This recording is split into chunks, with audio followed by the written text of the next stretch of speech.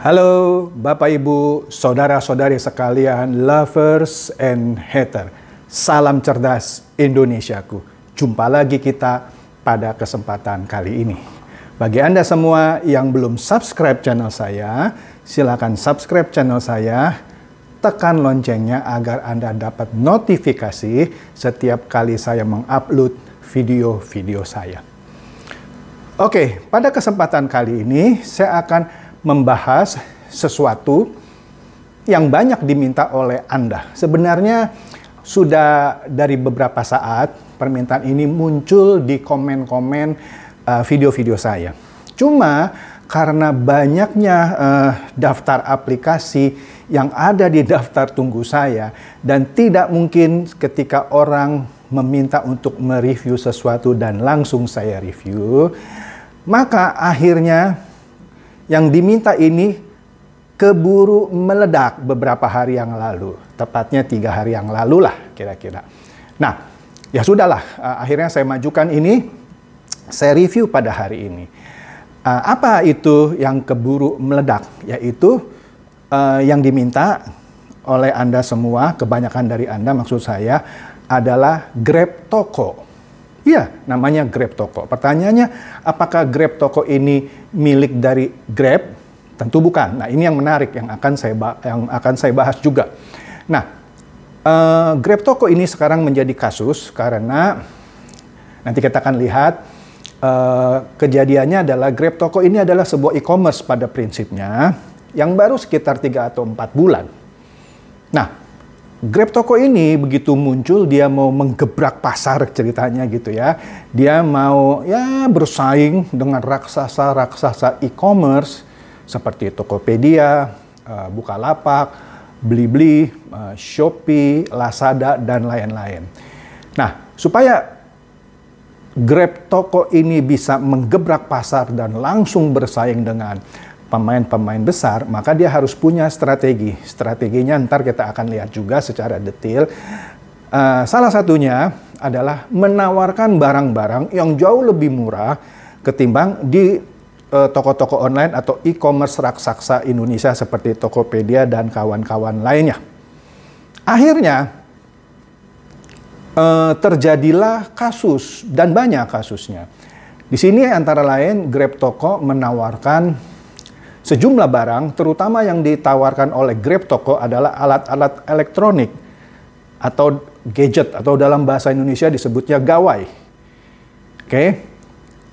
Nah, ada beberapa gadget atau gawai yang ditawarkan oleh Grab Toko ini dengan diskon 90%. Ya tentu orang banyak yang lari ke Grab Toko. Ini memang ampuh cara memberikan diskon besar yang nanti akan saya bahas juga di sini. Nah, di sini, dalam waktu beberapa bulan, mulai timbul komplain, keluhan. Misalnya, ada orang yang sudah membayar, tapi barangnya itu tidak kunjung dikirim oleh Grab Toko. Akhirnya, meledaklah kasusnya ini. Nah, sekarang katanya Bareskrim pun segera akan turun tangan menangani kasus dugaan tindak pidana atau penggelapan ini. Dan BCA pun membekukan rekening dari Grab Toko. Oke. Nah, jadi di sini pihak manajemen dari Grab Toko katanya mau melaporkan ke Bareskrim juga bahwa mereka sebenarnya ditipu gitu oleh investornya sendiri. Agak lucu ya. Jadi saya tidak mau berpraduga di sini. Pihak manajemen dalam hal ini diwakili oleh Managing Director dari PT Grab Toko Indonesia, yaitu Bapak Yuda Manggala Putra, katanya mau melaporkan ke Bareskrim bahwa manajemen Grab Toko itu ditipu oleh investornya sendiri, sehingga mereka kesulitan memenuhi pesanan-pesanan yang sudah dibayarkan oleh para pelanggan. Atau dengan kata lain, pihak manajemen dari Grab Toko ini memberikan laporan bahwa investor menggelapkan dana, kira-kira seperti itu. Jadi pihak manajemen ini atau managing director ini katanya sudah meminta maaf dari keterlambatan respon pihak Grab Toko karena dia sedang berperkara lah kira-kira begitu dengan investornya sendiri dalam hal ini penggelapan uang. Kira-kira demikian. Nah, lebih lanjut disebutkan juga bahwa perusahaan ini sedang berusaha menyita aset-aset dari investornya sendiri dan membekukan sejumlah rekening dari investornya ini agar terhindar dari kerugian yang lebih besar. Dan mereka berjanji akan mengembalikan uang konsumen secepatnya setelah melalui proses kepolisian. Sehingga dia minta maaf katanya atas kerugian yang ditimbulkan. Nah, namun hingga saat ini manajemen Grab Toko belum menyebutkan siapa investor yang melakukan penggelapan dana tersebut. Nah, akan tetapi Direktorat Tindak Pidana Cyber Bareskrim Polri hingga Rabu, sekarang hari Kamis ya kemarin, belum menerima laporan resmi katanya soal kasus yang terjadi di Grab Toko ini. Nah, di media sosial ternyata banyak pihak yang sudah mengklaim telah dirugikan oleh Grab Toko ini. Produk yang sudah dibeli tidak kunjung dikirim, tidak diterima uang pembayaran pun juga tidak dikembalikan. Oke, sekedar catatan, platform Grab Toko yang tadi saya sebutkan, tadi saya katakan secara agresif menjual gadget-gadget dengan diskon yang besar. Saya ambil contoh, salah satunya adalah iPhone 11 yang mereka jual hanya dengan 5 juta rupiah. Luar biasa kan? Nah, siapa yang tidak tertarik untuk membeli iPhone 11 dengan harga 5 juta? Oke? Nah, kemudian sejumlah netizen atau warganet melalui Twitter dan lain-lain mulai membongkar kejanggalan yang terjadi dalam operasional Grab Toko ini. Mulai dari domain Grab Toko yang sudah ditutup, diblok gitu ya.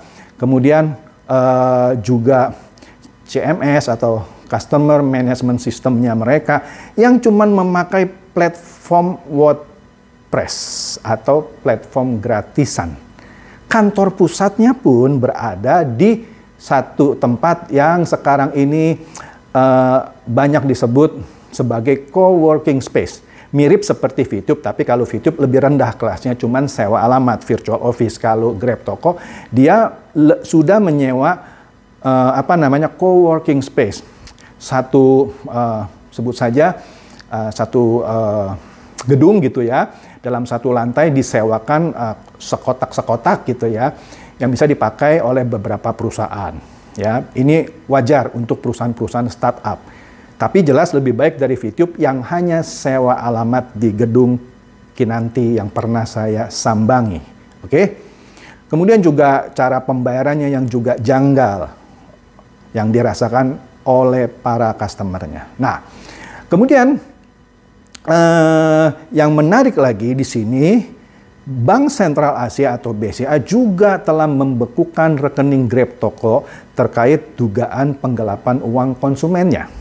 Oke, nah dari pihak BCA menyampaikan bahwa operasional perbankan selalu memperhatikan ketentuan hukum yang berlaku di Indonesia. Hal ini sehubungan dengan informasi yang beredar mengenai penipuan di salah satu toko e-commerce, yang mana salah satu rekening penerima dananya ada di BCA. Jadi BCA telah melakukan penundaan transaksi atas rekening toko e-commerce tersebut, dalam hal ini Grab Toko. Oke, sehingga tidak dapat lagi melakukan transaksi. Dan BCA menghimbau nasabahnya untuk hati-hati dalam melakukan transaksi finansial dan senantiasa melakukan verifikasi informasi sebelum berbelanja. Nah, sementara itu, nah ini menariknya, Grab Indonesia, kita tahulah Grab Indonesia yang menyediakan jasa transportasi, pengantaran makanan dengan Grab Food-nya gitu ya, bakal menyiapkan langkah-langkah hukum terkait dugaan pencatutan nama yang dilakukan oleh Grab Toko, yang saat ini diduga ya melakukan penipuan terhadap konsumennya. Nah, salah satu kerugian menurut Grab yang dialami oleh mereka adalah masyarakat beranggapan Grab lah pemilik dari Grab Toko, padahal bukan, ya kan? Grab sama sekali tidak mengetahui dan tidak memiliki hubungan dengan Grab Toko. Nah, sehingga dia merasa keberatan namanya dipakai. Oke. Yayasan Lembaga Konsumen Indonesia di satu sisi, YLKI, menilai Grab Toko tetap harus mengembalikan dana konsumen yang sudah diterimanya tapi barang belum dikirim. Oke. Meskipun dia mengklaim telah ditipu oleh investornya sendiri, tetap manajemen Grab Toko harus bertanggung jawab. Nah, oleh karena itu adalah urusan korporasi dan manajemen dari Grab Toko itu sendiri. Oke, tidak menghilangkan tanggung jawabnya kepada para konsumen. Nah, lebih lanjut, YLKI mengatakan bahwa saat ini masyarakat yang merasa dirugikan boleh melakukan tindakan hukum dengan mengajukan gugatan misalnya atau laporan ke polisi. Oke. Saat ini, sebagai informasi, semua media sosial dan situs dari Grab Toko sudah tidak bisa diakses. Bahkan kantor fisik Grab Toko yang tadi saya katakan menyewa coworking space di daerah Rasuna, Kuningan, ya deket-deket lah dengan Kinanti gitu ya, sudah kosong. Sudah kosong. Nah, sekarang kita lihat apa yang menarik dari kasus Grab Toko ini. Ini tak lain adalah korban praktek bakar uang. Mungkin beberapa dari Anda baru saja mendengar kali ini ada yang namanya praktek bakar uang. Padahal praktek bakar uang itu adalah hal yang umum, tetapi sekarang ini sudah mulai ditinggalkan. Kenapa? Sebentar saya akan terangkan. Begini, sementara polisi akan memeriksa apakah yang dilakukan oleh Grab Toko adalah penipuan atau ditipu oleh pihak investor. Nah, apa yang terjadi yang saya katakan tadi adalah praktek bakar uang. Apa itu? Begini, salah satu strategi bisnis yang kerap dilakukan oleh pelaku startup atau pelaku bisnis yang baru mulai adalah membakar uang. Apa itu membakar uang? Adalah sebuah praktek yang dilakukan misalnya dengan memberikan diskon besar, ya, seperti yang dilakukan oleh Grab Toko. Sebenarnya praktek memberikan diskon besar sesuatu praktek yang sudah banyak dilakukan. Tokopedia melakukan itu, Blibli melakukan itu, siapa lagi? Bukalapak melakukan itu, Shopee, Lazada, semua pernah melakukan itu. Tetapi sekarang ini praktek bakar uang sudah mulai ditinggalkan oleh investor. Kenapa?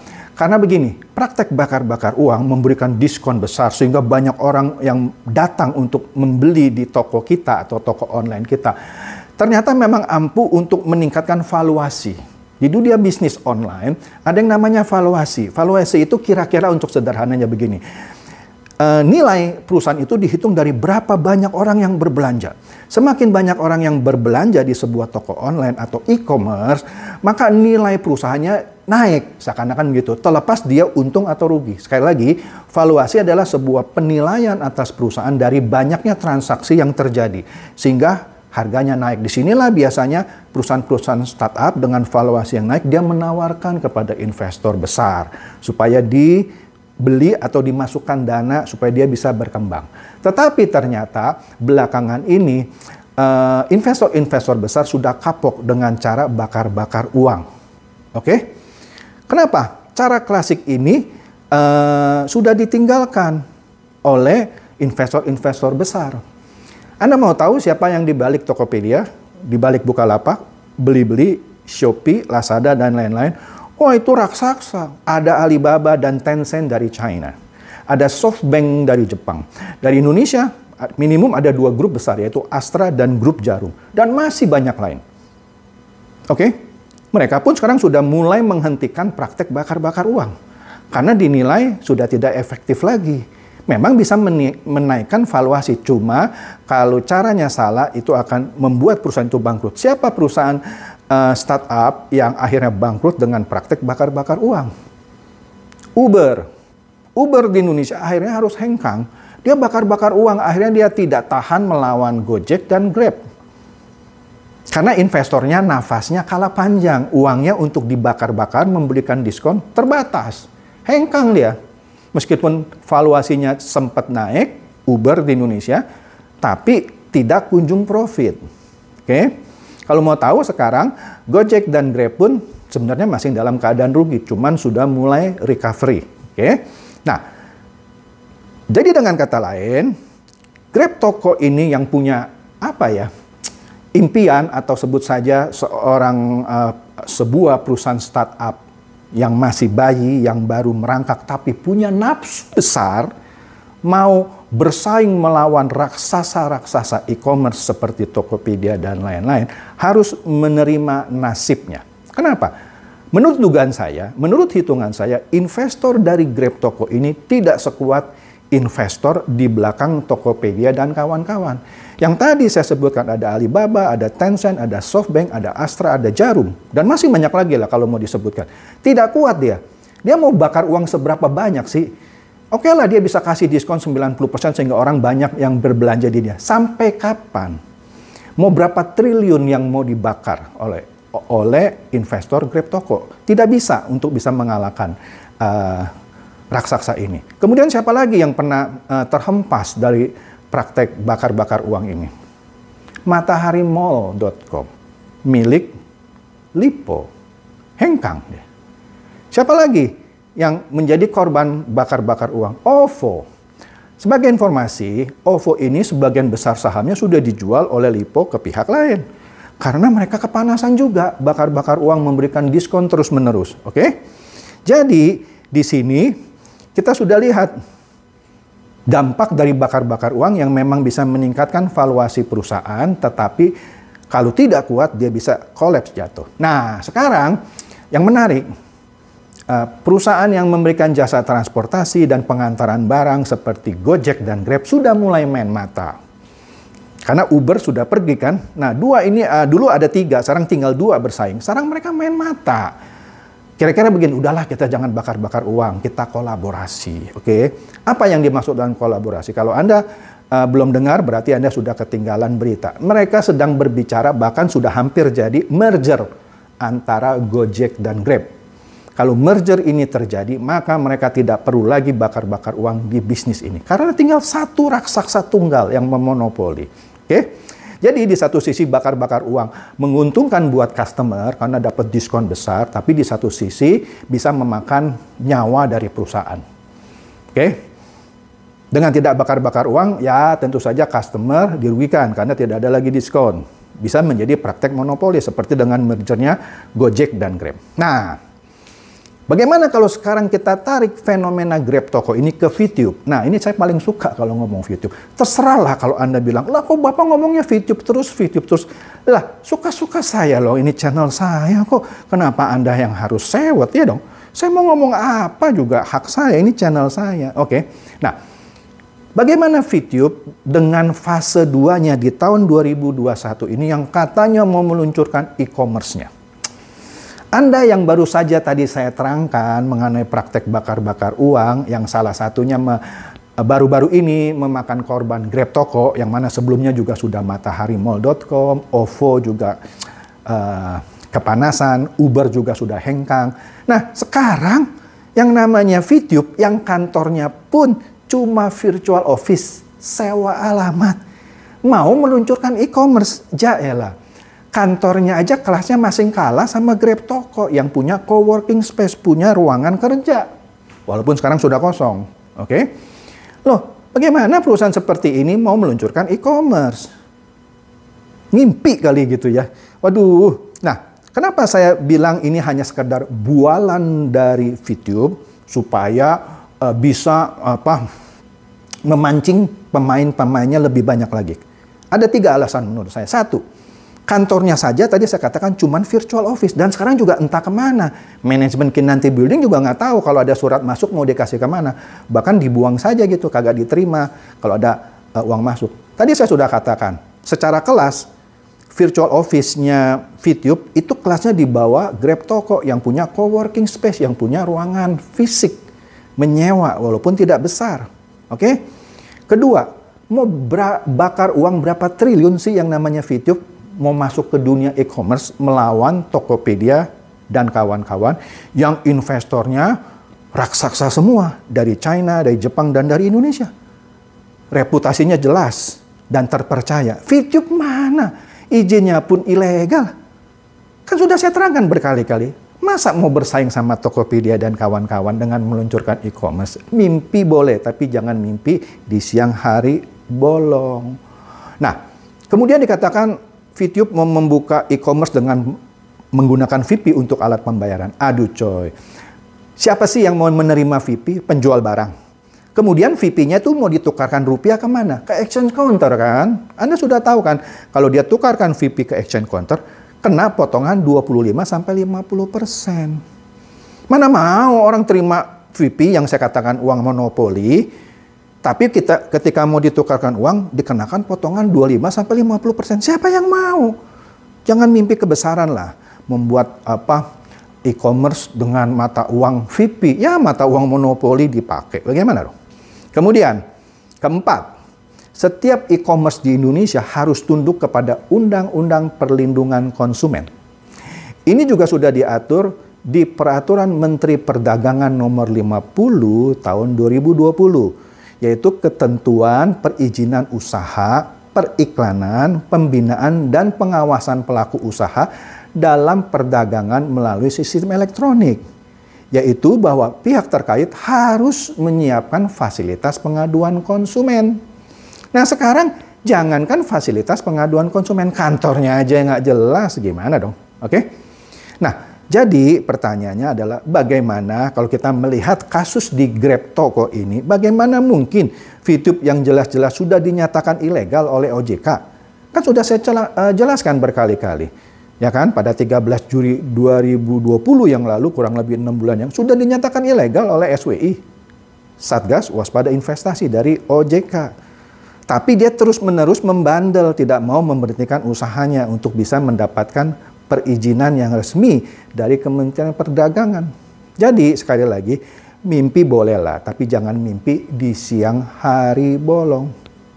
Oke, jadi jelas ya. Rangkaiannya apa yang terjadi di Grab Toko yang coba-coba masuk ke dunia e-commerce tetapi napasnya tidak panjang, sehingga sekarang sedang diselidiki apakah Grab Toko yang melakukan penipuan atau dia ditipu oleh investornya. Kemudian kalau kita tarik ke VTube, apa iya VTube yang kantornya tidak jelas, investornya siapapun, CEO-nya siapapun nggak jelas, punya uang berapapun juga nggak jelas, berani masuk ke e-commerce, ya boleh aja silakan siap-siap mati juga seperti Grab Toko. Oke? Jadi di dunia e-commerce itu cuma ada dua. You lead or you follow. Anda memimpin atau Anda cuma pengekor. Yang pasti VTube tidak akan lead. Taruhan sama saya. Ya pesertanya cuma 10 juta, itu pun akunnya banyak yang bodong, banyak cloningan, banyak yang ganda, sudah saya terangkan. Kalau VTube membuka e-commerce, pasti hanya di antara member-membernya saja. Sebutlah benar 10 juta. Mendingan orang belanja atau berdagang di Tokopedia yang aksesnya ratusan juta orang. Sudah terpercaya. Beli barang pasti dikirim. Kalau barang nggak dikirim, uang kembali. Itu sudah ada yang namanya akun bersama. Sudah terbukti mereka. Jadi jangan mimpi lah ya. Saya sudah katakan mimpi boleh, tapi jangan mimpi di siang hari bolong. Jadi silakan share video saya ini kepada teman-teman dan kerabat Anda agar mereka tercerahkan apa itu bisnis e-commerce dengan kasus yang terbaru yaitu Grab Toko dan refleksinya kepada VTube yang menjanjikan akan meluncing e-commerce di tahun ini. Ya, supaya jelas praktek e-commerce yang benar dengan praktek e-commerce yang abal-abal atau bahkan bisa merugikan Anda semua. Demikian bedahan saya pada kali ini. Terima kasih.